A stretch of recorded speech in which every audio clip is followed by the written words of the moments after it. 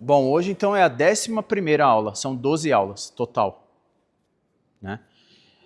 Menos a primeira aula que a gente fez uma redonda, que eu fui falar um pouco sobre o motivo que eu escolhi, né? Enfim, que eu acredito muito na importância desse estudo. As outras todas estão gravadas no YouTube, então eu estou gravando também essa, se Deus permitir, né, até o final.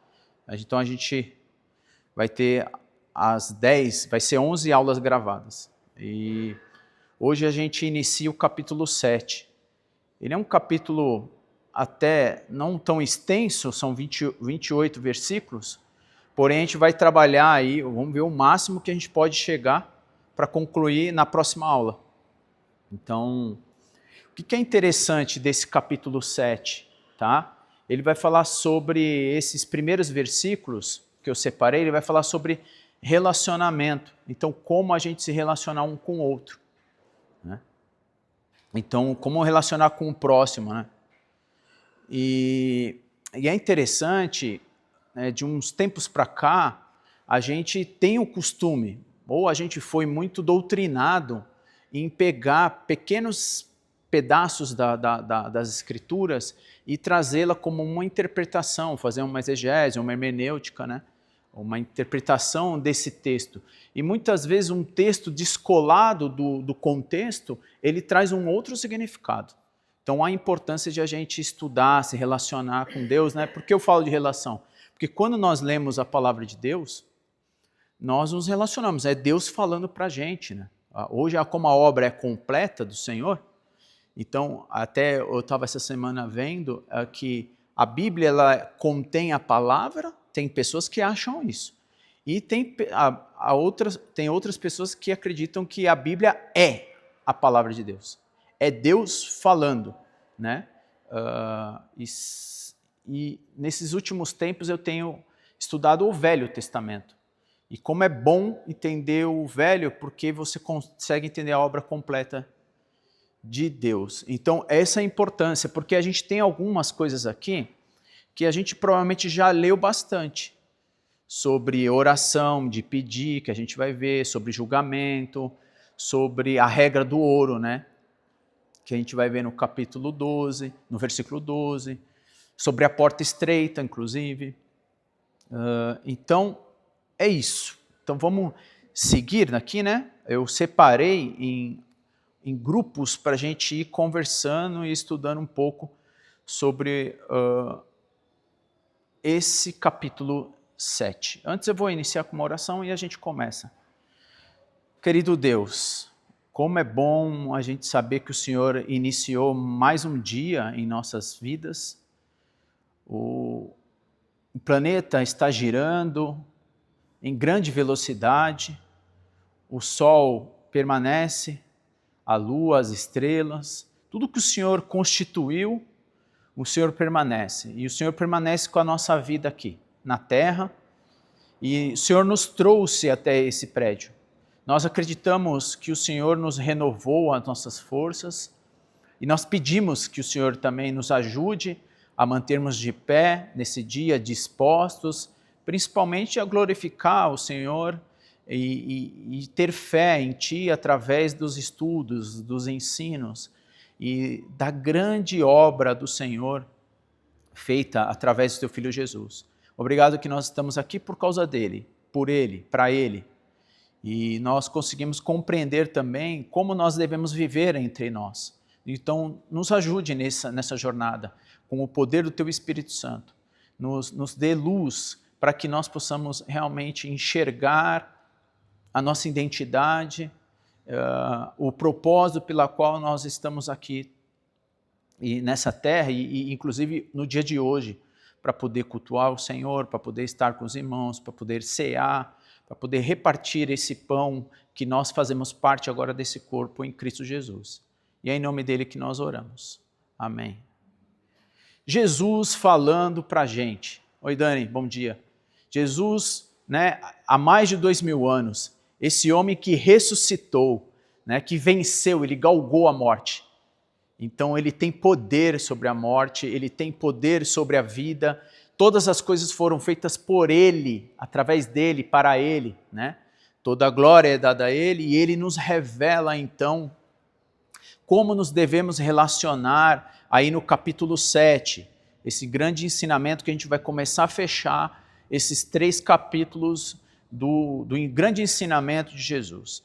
Capítulo 7, eu vou pedir para a gente ler do versículo 1 até o versículo 6. Quem puder abrir as Sagradas Escrituras, ler capítulo 7, 1 a 6. Não julgueis, para que não sejais julgados, pois, com o critério com que julgardes, sereis julgados. E com a medida com que tiverdes medido, vos medirão também. Porque vês tu o argueiro no olho do teu irmão, porém não reparas na trave que está no teu próprio? Ou como dirás ao teu irmão, deixa-me tirar o argueiro do teu olho, quando tens a trave no teu? Hipócrita, tira primeiro a trave do teu olho, e então verás claramente para tirar o argueiro do olho do teu irmão. Não deis aos cães o que é sangue, nem lanceis ante os porcos as vossas pérolas, para que não as pisem com os pés e voltando-se vos dilacerem. Isso aí. Olha que interessante. O que eu falei, né? A gente às vezes tira do contexto e a gente às vezes não aprofunda no conhecimento da palavra. Então, o ponto de partida, isso aqui ele divide bastante, tá? Inclusive nos dias de hoje, né? É o não julgamento, né? Ele está falando aqui, ó, não julga. Então, e tem um critério de julgamento aqui. E tem sido realmente mal interpretado ao longo da história e também hoje. Então, a interpretação, às vezes, ela é incorreta e rasa, né? Não falar nada, ó, a gente está falando sobre não julgar. Não falar nada contra ou criticar os outros, né, é um problema também. Então, pessoas que usam não julgueis para, por exemplo, calar críticas, mesmo quando são para apontar algo não bíblico ou falso. Olha, imagina, ele está falando ao contrário, para não julgar. Então, será que o fato de não julgar, abrir mão de tudo, ele vai ser errôneo, é raso? Então, por isso que a gente precisa começar a compreender, inclusive, o que é isso, o que vem depois e o que vem antes, inclusive, que ele está falando. Então, lavar as mãos, né, e permitir, inclusive, que falsos, né, profetas, falsos ensinamentos entrem na igreja, na nossa vida, inclusive pessoal, isso vai contra, se a gente lê de uma forma rasa, a gente vai contra do que Jesus está dizendo. Ele fala, pô, mas não julga. Né? Então, é muito raso a gente levar por esse critério, porque isso vai trazer consequências. Né? Essa não é uma atitude bíblica. E às vezes a gente vê algo só isolado, que eu falei, e não vê a obra completa como um todo. Né? Mais para frente, Jesus ele vai citar no capítulo 15, e a gente não vai conseguir ver no dia de hoje, né, sobre falsos profetas. Então Jesus adverte, cuidado com falsos profetas. Né? Ele inclusive vai falar que existem, né, existem lobos vestidos em pele de cordeiro. Então o critério de discernimento é a gente vai reconhecer as pessoas pelo fruto. Isso é importante. Né? Se uma árvore ruim ela é falsa, o fruto será ruim. Então não pode fluir de uma água boa, água ruim da mesma fonte. Por que eu estou trazendo esse contraponto? Para nós entendermos sobre o não julgar antes. Tá? Então a gente precisa ter critério de julgamento. Sim. Então não podemos só levar isso de uma forma, às vezes, literal e se abster de tudo do que a gente está fazendo. Porque até, inclusive, existem outras passagens que falam, pô, você tem que reter o que é bom, o que é ruim e tudo mais. Né? Obviamente que ele vai transcorrer nessa leitura que a gente está fazendo. Então, Jesus está dizendo que discernir, identificar um falso profeta lá, na próxima aula, provavelmente que a gente vai ver, né, pelo fruto, não é o não julgar que ele proíbe. Então, qual é o verdadeiro sentido do não julgueis? Né? O ato de julgar que Jesus está proibindo está ligado ao quê? A uma antiga aliança e a praticar uma justiça cega, implacável, sem misericórdia. Isso é importante. Né? Muitas vezes nós tomamos uma posição que não é nossa, né? De Deus. E aí ele vai citar lá no versículo 3 a 5, né? E ele até, você concorda que Jesus ele exagera? Ó, ele vai exagerar e depois ele vai ser bem severo no que ele vai falar para o povo judeu, sobre cão e porco. Mas ele está exagerando. Como que pode uma trave estar no nosso olho? Concorda comigo? É um negócio absurdo. Ele está trazendo algo absurdo. Então Jesus ele utiliza uma figura de linguagem exagerada, né? É como se fosse uma piada até, né? Para chocar e fazer o público até, sei lá, rir, demonstrar ridículo. Né? Como que pode uma trave estar? Então, geralmente aumentamos o erro dos outros. Isso é fato. Como a gente consegue olhar para o outro, mas não consegue olhar para a gente? Né? O que a gente faz? A gente diminui o nosso erro e aumenta o do outro. Esse é um negócio, parece que é até normal, né? E é triste isso, porque Jesus ele vem combatendo isso, né? Como ele combateu em vários outros ensinamentos nessas 10 aulas, né, que a gente teve. Então ele mostra que o nosso erro, que é o cisco que não vemos, né? Que o nosso próprio erro é um cisco que a gente não vê, que na verdade é uma trave, ou seja, é algo maior, é o que Jesus está falando. O erro dos outros que a gente caça é apenas um cisco. Então, ao inverso. Então, essa lição da trave, né? Primeira coisa que Jesus quer ensinar aqui a gente, eu acredito muito enxergue você. Enxergue você. Jesus está falando, olha para você primeiro. Então, tem a misericórdia que está ligado ao que a gente falou, e eu vou ter que ser breve e corrido, a gente não pode aprofundar, porque senão eu não consigo concluir, mas olhe para você primeiro.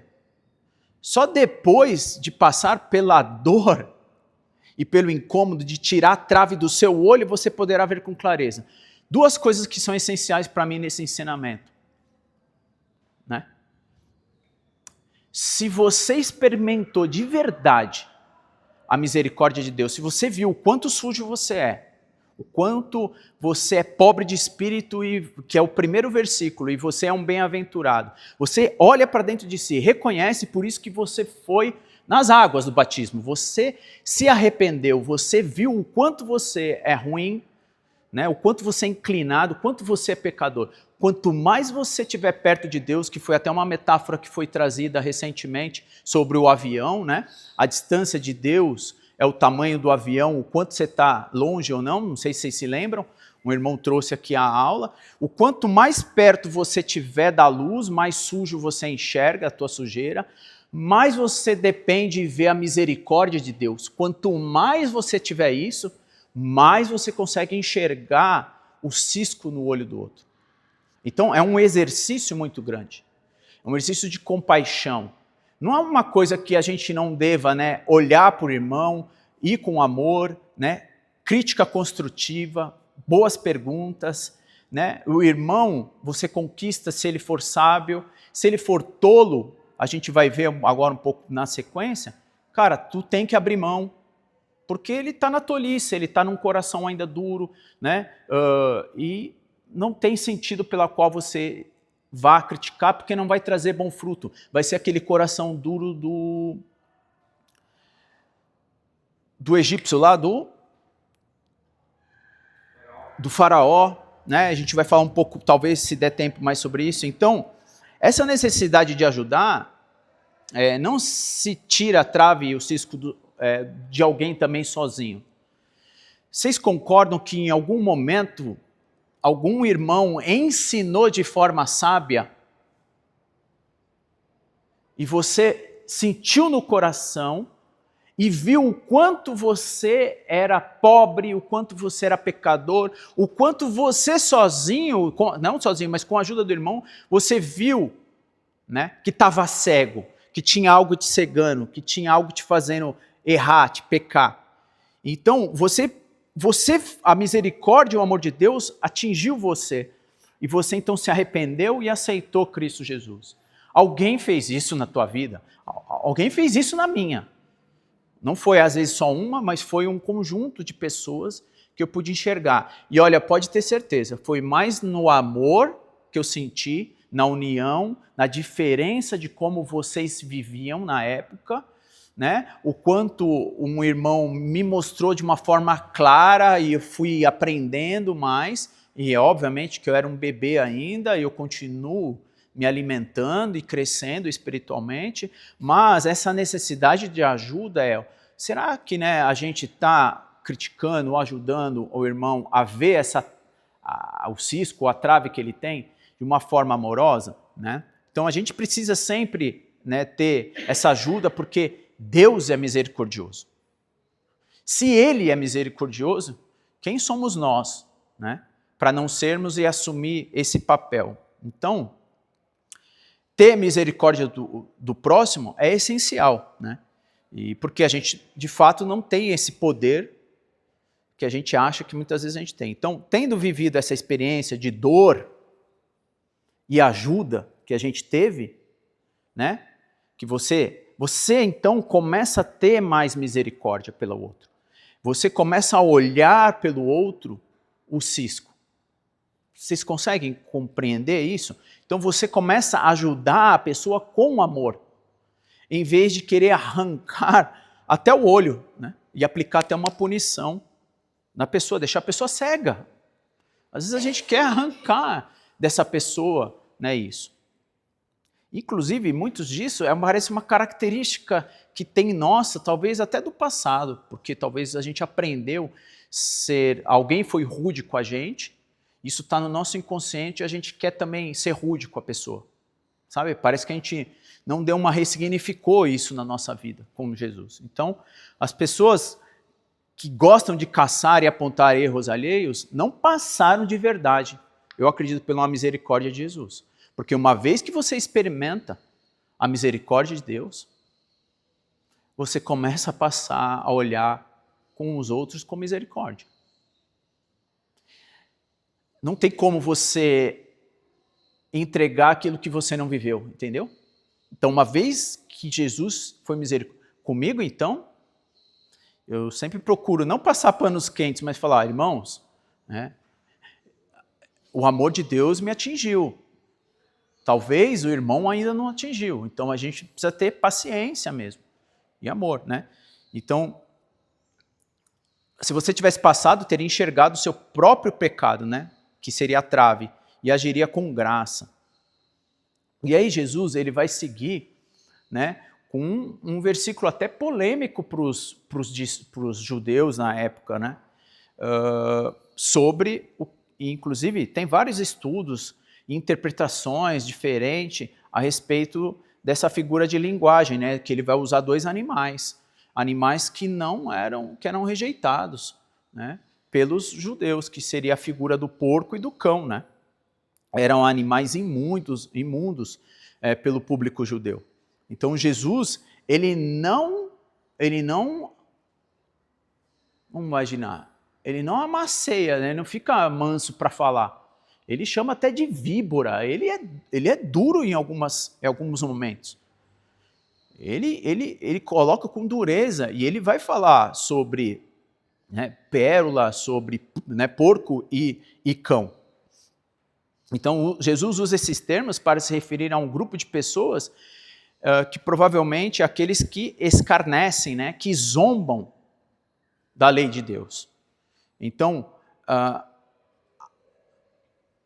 a palavra de Deus, que eu venho falando bastante, que é algo é uma joia, irmãos. Se a gente olhar essas escrituras, né, a escritura sagrada de Deus, né, Deus falando com a gente, não contém, é a palavra de Deus, isso aqui é o que a gente tem de maior valor.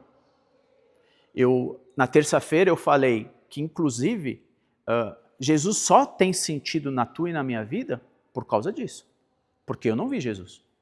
O que me faz, eu e você, aceitar Jesus e acreditar em Jesus é por causa das Escrituras Sagradas. Você consegue compreender? A fé só é possível, né, agradar a Deus se você tiver fé, e a fé vem pela palavra. E a gente tem ela na língua portuguesa, a gente tem ela aqui clara, né, a obra, né, a obra de Deus. Obviamente que a gente estuda para se relacionar com Deus e medita dia e noite, mas isso aqui é a maior pérola. Eu estava conversando com o Valdir na manhã, foi maravilhoso, parabéns inclusive, né, irmão, por ter proporcionado junto com a tua família lá, aquele momento tão gostoso. A gente falou, já é difícil a gente estar aqui. Eu falei, mas era por um bom motivo, porque a igreja estava feliz e reunida. Mas, infelizmente, olha quantos esses bancos vazios. E a gente sabe que muitas vezes é aquele futebol de final de semana. O cristão, a maioria, é duro falar isso, mas a gente tem que ser criterioso nesse julgamento. Porque eu era assim. Eu não dava importância para isso. E é um domingo um estudo. E inclusive está gravado para proporcionar. Irmãos como vocês, todos aqui, se esforçam, né, alguns mais, outros menos, para trazer ensinos. Porque a gente está estudando antes.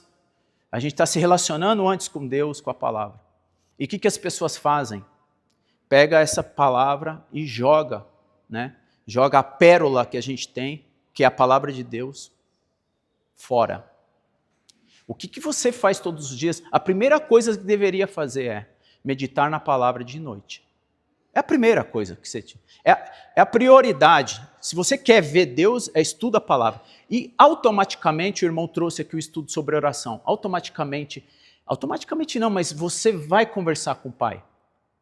É gostoso conversar. Oração e ler, e que a gente viu jejuar, né, que é uma intimidade com Deus, tudo isso é o que faz você se relacionar. Deus quer relacionamento.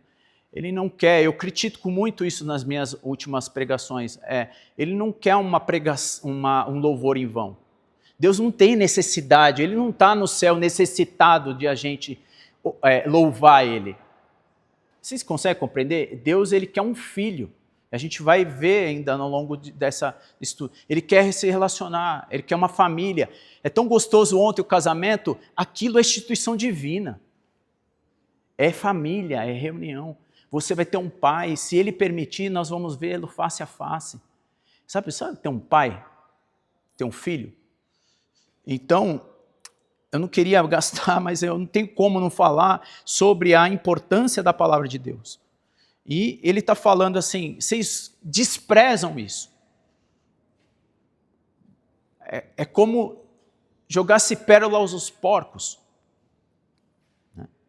Então, o contexto, se você, com misericórdia e amor, né, não julgando, exortando, né, mas criticando, na verdade, se você, com misericórdia e amor, né, for exortar uma pessoa que está em erro, né, nesse contexto, se você exortar o tolo, o escarnecedor, né, que seria esse porco e esse cão, ele não só entenderá o valor da sua crítica construtiva, que é a pérola, como ele vai, muitas vezes, te atacar.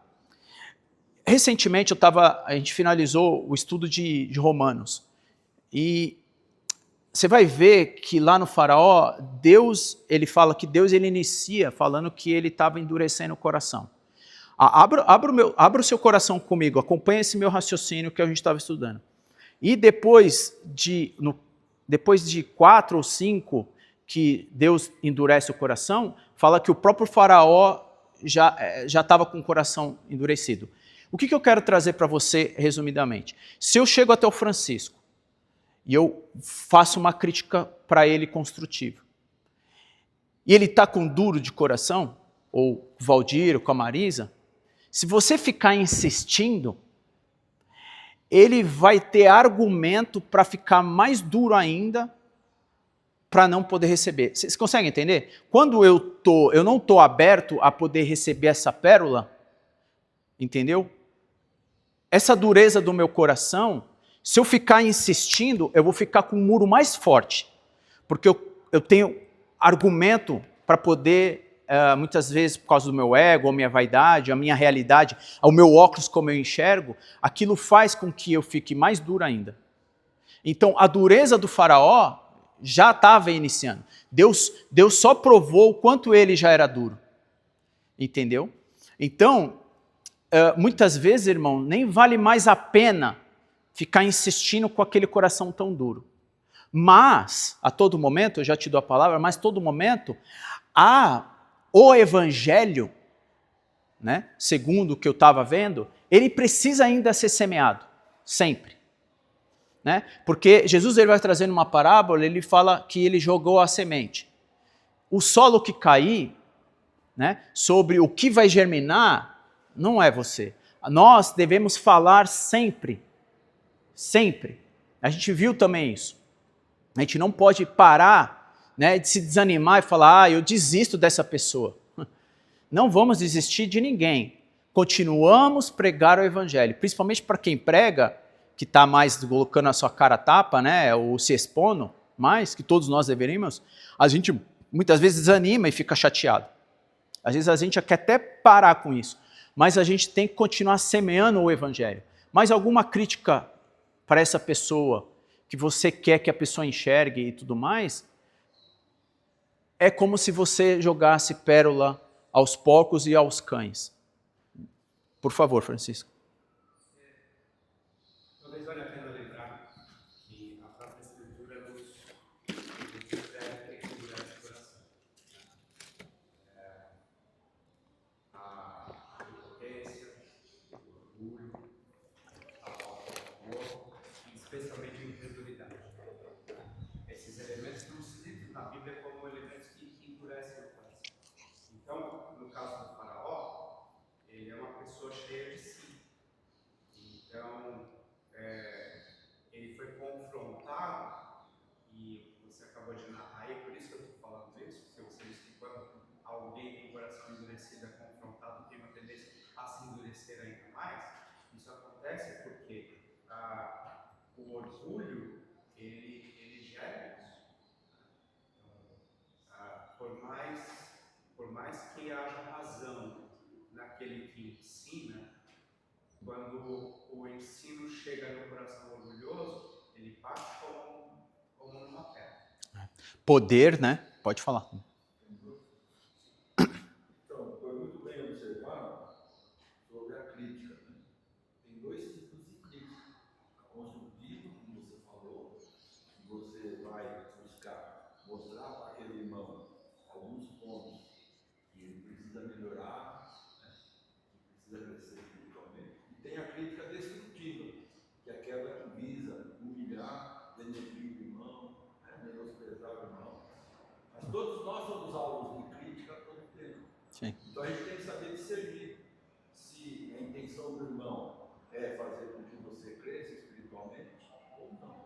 Verdade. Então tem que ter sabedoria para isso, para não endurecer o coração. Eu tenho que estar aberto a receber a crítica e fazer uma reflexão. Qual foi o objetivo do irmão? Simplesmente denegrir o que eu fiz? Menosprezar o que eu fiz? Ou ele está visando que eu melhore algum ponto? Então tem que ter essa cuidado. O irmão que vai fazer a crítica tem que ter essa sabedoria. Né? Para não, como você falou, senão o irmão fica com o pé atrás e vai resistir ainda mais. Vai ficar cada vez mais resistente à crítica. Uma outra coisa, é uma coisa tão rica que a gente poderia ficar aqui parado, né? Por o poder, o orgulho que se falou, o ego. Por exemplo, uma coisa também, queria que compartilhasse com vocês, uma dor vivida faz a pessoa, inclusive, evitar ela querer continuar com aquilo que ela se propõe a fazer. Hoje de manhã, uma das primeiras coisas que eu estava lendo é o número, tudo que aconteceu ontem no casamento está sendo ao contrário. O número de pessoas que não querem casar, querem ter a sua independência sozinha, porque quer evitar as dores e o constrangimento de uma relação. Então, muitas vezes estar aqui exposto ou começar um trabalho, eu converso muito com a Camila sobre isso. A gente até falou, você está disposta a enfrentar? Porque você estando numa vitrine, você vai tomar pedrada, Valdir? Vai! Quantas e quantas críticas você não recebeu? Você não recebeu? Você não recebeu ao subir aqui, ou a falar? Você que serviu a irmã, um outro? Quem é que não toma crítica? Quem fica quieto. Né? E, infelizmente, Apocalipse vai falar sobre o corajoso. Né? Aquele que não fala de mim, como que eu vou falar para o Pai? Né? Aquele que não tem misericórdia, como ele vai receber? Como é? Né? Quantos irmãos apanharam tanto? Né? Foram falados maus, inclusive fica olhando para você, se você pisar numa coisa, ele já, ó lá, tá vendo? Né? Ele te usa como uma pessoa, né, que quer denegrir você. Tem muito disso, infelizmente. E aí, às vezes, a gente fala o quê? Eu não quero mais fazer. Eu não vou apostar, mas assim, eu tenho quase certeza de que a maioria de vocês que fez um trabalho e foi criticado, você desanimou. Né? E às vezes essa crítica não foi uma crítica construtiva, boa. A pessoa queria denegrir você. Então, você precisa permanecer muito forte, muito enraizado, porque esse é um tema bem delicado que a gente parou aqui, né? E que merece, inclusive, até mais estudos, debater mais sobre isso, para a gente estar forte nesse sentido. Porque uma igreja forte é uma igreja que resiste a esse tipo de combate. Porque, infelizmente, irmãos, tem gente que quer destruir mesmo. Né? É usado para destruir a obra, para querer minar o teu trabalho. Quantas vezes você desanimou? Quantas vezes você falou, eu não vou deixar de fazer? Então, estou olhando um outro contraponto, né? Eu, até por conta disso, falei, eu quero evitar esse tipo de dor, né? Então, esse tipo de coisa. Então, mas a gente está aqui no tema que a gente parou sobre o grande valor da palavra do Senhor. Né? O quanto próprio eles estavam desprezando, né? Se você olhar ao longo dos evangelhos, você vai ver desprezos da palavra do Senhor, daquele que é o Messias, que veio para falar, veio cumprir tudo que foi revelado já a eles no passado, o quanto foi desprezado, ele foi desprezado, né? Isaías fala, né? Ele foi humilhado e tudo isso. Ou seja, a palavra do Senhor, essa pérola que Jesus está trazendo, ela foi desconsiderada. Então, é como se jogasse, no vez de você jogar, né, o porco comer lá as ervilhas, né, que acha que aquilo é uma ervilha, a palavra do Senhor, na verdade aquilo era uma pérola, né? É algo de precioso na nossa vida.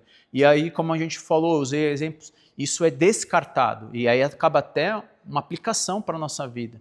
O quanto de valor, né, nós estamos dando a respeito dessa pérola. Né? E olha, eu quero trazer para mim e não para o outro. Porque a gente pega, de novo, pega isolado esse texto, né? E fala, eu vou parar de falar para o Valdir mais, eu não vou mais falar sobre um outro irmão que está começando, eu não vou dar pérolas aos porcos para isso. E aí a gente tira do contexto todo um ensinamento que Jesus está trazendo. Né? Então, vou concluir esse trecho que a gente finalizou. Então, agir com graça e misericórdia. Né? Não viemos para julgar ou condenar, mas para sarar. Devemos estar atentos a trave nossa, né, no nosso olho, olhar para dentro de nós. Devemos agir com misericórdia e graça ao ajudar o próximo, né? Ou seja, tirar o cisco, lembrando de que fomos sarados, nós fomos sarados. Né? Por quem? Por nossa força? Obviamente que não, nós fomos sarados por aquele que morreu no madeiro, mas que ressuscitou, ele galgou e venceu a morte, é por isso que a gente está aqui, né? Então, o princípio dessa reciprocidade, da mesma forma que agimos com os outros, né, com a graça e misericórdia, é a forma como recebemos e continuaremos a receber de Deus. Né? Então, isso é muito importante, né, isso. Não como barganha, mas é aquilo, a gente recebeu, então é por isso que a gente dá. Né? Quanto mais misericórdia você atinge, mais você é misericordioso com o outro.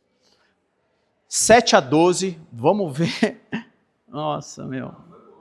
Eu não sei o que eu vou fazer. É porque tem tanta coisa legal, legal, né? Tanta coisa rica, como que eu falei, a palavra do Senhor nesse capítulo 7. É que eu também falo demais, mas enfim. Quem pode ler de 7 a 12, por favor? Buscai e achareis, batei e abri-se-vos-á. Pois todo o que pede recebe, o que busca encontra, e a quem bate, abri-se-lhe.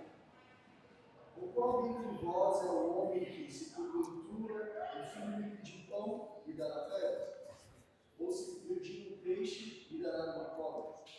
Ora, se vós, que sois maus, sabeis dar boas dádivas aos vossos filhos, quanto mais o vosso Pai, que está nos céus, dará boas coisas aos que lhe pedirem. Tudo quanto, pois, quereis que os homens vos façam, assim fazei-vos também a eles, porque esta é a lei dos profetas. Irmãos, como que a gente pode tratar isso também? Eu determino, porque é uma promessa, se Deus determinou que eu posso pedir, eu vou receber. Eu não aceito menos e tudo mais. Cara, é uma forma totalmente errônea a gente pensar dessa forma. De novo, a gente pega algo fora do contexto, usa isso como uma promessa e fica exigindo de Deus que Ele dê aquilo que a gente está pedindo. Errado a gente pensar disso, tá? Agora a gente está falando de oração, né? E que tem estudiosos, muitos pensadores, bons professores, que vai falar da interligação do que ele está falando sobre o versículo anterior, né? Então o tema aqui é oração, ou pelo menos o que acontece aqui de uma forma, tentar resumir, né? A primeira coisa de uma oração não é uma resposta. A primeira coisa que a gente faz numa conversa é o diálogo, é a conversa. Eu sei que talvez para você possa ser um monólogo, você fala e não ouve com Deus. É por isso.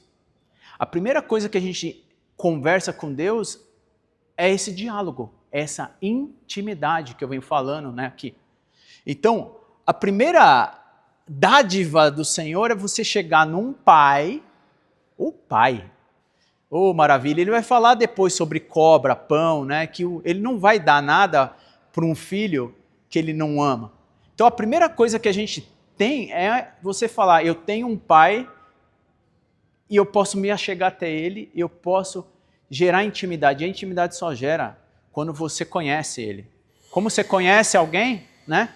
Quando você vai ler as escrituras e vai se aproximar. Então, a primeira coisa, a primeira dádiva é alguém te ouvir.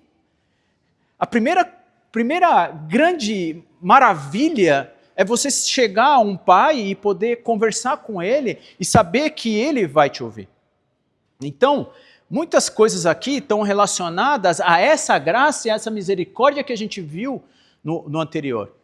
O fato que é o seguinte, eu peguei uma vez um estudo de um exemplo de um rapaz, ele falou, nessas suas petições, escreve 5 vezes esse seu pedido, se é para você ou para alguém. Tiago vai falar isso. Você pede porque você pede errado e você pede para os seus deleitos. A maioria dos nossos pedidos é para os nossos prazeres ou para evitar as nossas dores. A gente, de novo, a gente é feio. Eu fico imaginando um pai lá olhando. E às vezes você olha o teu filho até pedindo para você. Você fala, meu, como você já é mais sábio e tal. Fala. E às vezes ele nem pede, ele nem vem conversar com você, né, o filho. Então, essa relação de intimidade está muito mais ligada do que você ficar pedindo coisas para os seus deleites. Você não recebe, e eu não recebo, porque a maioria é para mim. Eu quero tal coisa, eu quero tal coisa, eu quero tal coisa. É para gente. Duvido que você vai falar, eu quero fazer tal coisa porque eu quero ser uma doação. Eu quero fazer isso para o outro. É primeiro para mim, E depois eu penso no outro. Então, trazer esse versículo como um todo, né? Infelizmente eu não vou conseguir por causa do horário, aqui, inclusive não é ficar em vã repetições, como Jesus ensinou na oração, não está ligado a essa promessa, a essa exigência de Deus. É até feio usar isso em nosso favor, né, chantageando e barganhando a Deus, usando isso e jogando na cara do teu pai, né? Na cara do teu pai, fala, você me prometeu, você é isso. E não é fazendo isso, a gente está tirando esse versículo fora do contexto. E eu queria falar um pouco mais sobre isso. Francisco, por favor. Só para não ficar mal entendido, né?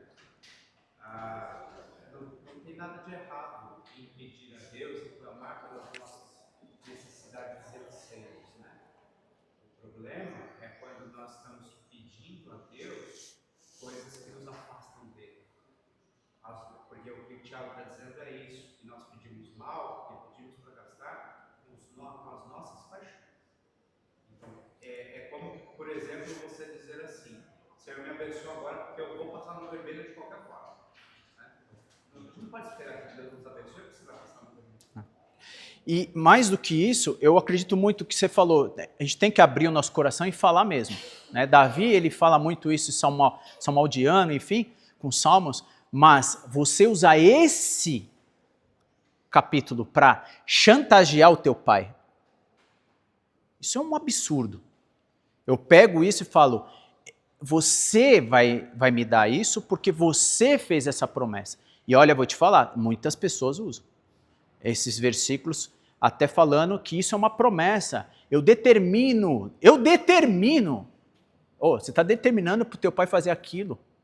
Porque você me disse isso. E isso que eu falei, é tirar fora do contexto algo que Jesus está nos ensinando. Tocou, não dá. Eu ainda ia fazer a porta estreita, né, a regra de ouro sobre fazer o próximo, né, que Deus está fazendo, a gente fala de regra de ouro, que todas as coisas, né, façam para o outro aquilo que gostasse de fazer a gente, e a porta estreita. E aí eu ia finalizar na próxima aula, inclusive a gente tem um reforço da mensagem do nosso irmão lá no final sobre o alicerce, que foi recentemente, que está gravado inclusive, mas eu vou tentar fazer um resumão na próxima aula, e tem um pouco o livreto, né? E tem muitos estudos bacanas de vários irmãos sobre esses 3 capítulos. É muito rico, irmãos. É muito ensinamento.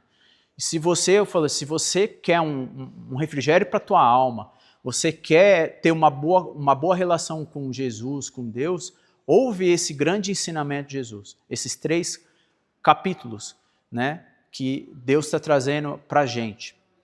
Tá bom? Então eu encerro aqui, até por conta do nosso tempo e respeitar ele. Eu espero em Deus que, para mim, tem sido rico, né, os ensinamentos de Jesus. O quanto isso é tão maravilhoso, é uma pérola, esse ensinamento de Jesus nesses 3 capítulos. Tá bom? Quiser ver, rever, você perdeu algum, graças a Deus a gente está conseguindo gravar. E eu espero também a gente concluir gravando a última aula e a gente vai encerrar o ano aí. Já começou aí, chegando o Natal, as festas de fim de ano. Que Deus nos abençoe no próximo ano, né, que a gente tenha mais estudos ricos como a gente já teve e levantar outros irmãos para estudar, trazer, compartilhar conosco, né, o conhecimento da palavra do Senhor. Zé, você dirige a gente numa oração para a gente encerrar esse estudo aqui? Por favor, ficando de pé. Por favor. Amado Deus, Pai onipotente, onipresente, Pai todo-poderoso, te damos graças, Senhor, por esta manhã, por este dia que se inicia, Pai, por esta oportunidade de estarmos aqui reunidos, estudando a Tua Palavra. Que o Senhor venha nos edificar cada dia mais, Senhor Deus, que possamos pôr em prática tudo que vem de Ti, meu Deus. E agradecemos pela vida do Marcos, Pai, que estudou, que está se dedicando para transmitir a Tua Palavra. Que essa palavra venha nos edificar, Senhor, e possamos, Senhor, também transmitir a Tua Palavra a todos que se aproximarem de nós, Pai. não só para os irmãos, mas aqueles que ainda não conhecem a Tua palavra, Pai. Que possamos transmiti-la assim como está escrito, para que o Teu Espírito possa edificar aquela pessoa e transformá-la, Pai, num servo do Senhor. Te agradecemos, Pai, por esta manhã, te agradecemos por esta aula e te pedimos as Suas bênçãos sobre este culto que faremos logo mais, que possa ser de Teu inteiro agrado, Pai. É o que te pedimos e agradecemos no nome santo do Teu Filho amado Jesus.